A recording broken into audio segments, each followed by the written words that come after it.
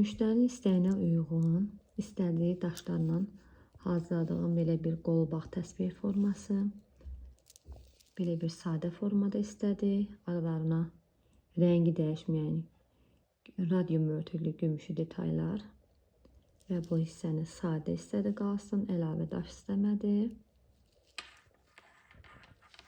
Burada istifadə etdiyimiz təbii aslan gözü daşıdır, Süleyman daşıdır, ametist daşından istifadə olunur və şahin gözü daşından istifadə olunur. Bu formada müştəri öz yoldaşı üçün sevdiyi və pürcünə uyğun olan daşlardan belə bir təsbih sifariş elədi.